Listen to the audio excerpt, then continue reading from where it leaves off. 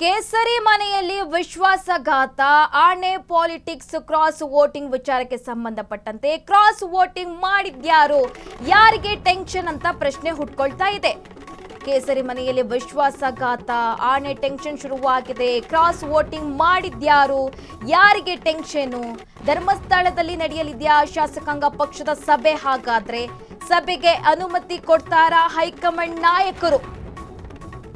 ಗೌಪ್ಯ ಮತದ ಗುಟ್ಟು ರಟ್ಟಾಗಿಸುವಂತೆ ಶ್ರೀ ಕ್ಷೇತ್ರದ ಮೊರೆ ಹೋಗಿದ್ದಾರೆ. ಇಲ್ಲಿ ಬಿಜೆಪಿ ನಾಯಕರು ಶಾಸಕರನ್ನು ಧರ್ಮಸ್ಥಳಕ್ಕೆ ಕರೆದಿದ್ದಾರೆ ವಿಜೇಂದ್ರ. ಆದ್ರೆ ಆಣೆ ಪ್ರಮಾಣ ಮಾಡಲು ಕೆಲ ಶಾಸಕರು ವಿರೋಧ ಮಾಡ್ತಾ ಇದ್ದಾರೆ ಅಂತ ಕೂಡ ಹೇಳಲಾಗ್ತಾ ಇದೆ. ಈಗಾಗಲೇ ದೆಹಲಿಗೆ ತೆರಳಿದ್ದಾರೆ ಬಿಜೆಪಿ ರಾಜ್ಯ ಅಧ್ಯಕ್ಷ ವಿಜೇಂದ್ರ.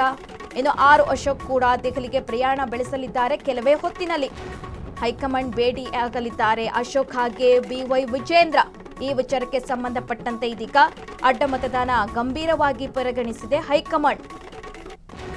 ಕೇಸರಿ ಮನೆಯಲ್ಲಿ ವಿಶ್ವಾಸಘಾತಕ್ಕೆ ಆಣೆ ಪಾಲಿಟಿಕ್ಸ್ ಇದೀಗ ಸಜ್ಜಾಗ್ತಾ ಇರುವಂತದ್ದು. ಕ್ರಾಸ್ ವೋಟಿಂಗ್ ಮಾಡಿದ್ಯಾರು ಯಾರಿಗೆ ಟೆನ್ಷನ್? ಧರ್ಮಸ್ಥಳದಲ್ಲಿ ಶಾಸಕಾಂಗ ಪಕ್ಷದ ಸಭೆ ನಡೆಯುತ್ತಾ? ಸಭೆಗೆ ಅನುಮತಿ ಕೊಡುತ್ತಾ ಹೈಕಮಾಂಡ್ ಅಂತ ಪ್ರಶ್ನೆ ಮೂಡ್ತಾ ಇದೆ. ಈಗಾಗಲೇ ಆರ್ ಅಶೋಕ್ ಹಾಗೆ ವಿಜೇಂದ್ರ ಅವರು ದೆಹಲಿ ಪ್ರವಾಸ ಕೈಗೊಂಡಿದ್ದಾರೆ. ಅಡ್ಡ ಮತದಾನದ ಬಗ್ಗೆ ಮಾಹಿತಿ ನೀಡಲಿದ್ದಾರೆ.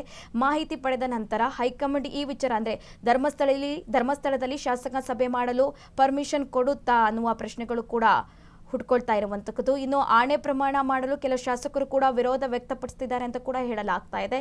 ಇನ್ನು ಕೆಲವೇ ಹೊತ್ತಿನಲ್ಲಿ ಕೂಡ ಆರ್ ಅಶೋಕ್ ಕೂಡ ದೆಹಲಿ ಪ್ರಯಾಣ ಬೆಳೆಸಲಿದ್ದಾರೆ.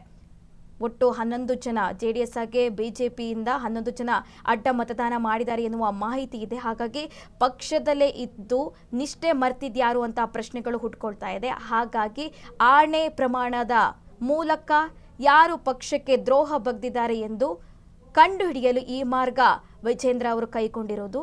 ಈ ಮಾರ್ಗಕ್ಕೆ ಹೈಕಮಾಂಡ್ ತಟಸ್ಥ ಅನ್ನುತ್ತಾ ಅಂತ ಕಾದು ನೋಡಬೇಕಾಗಿದೆ.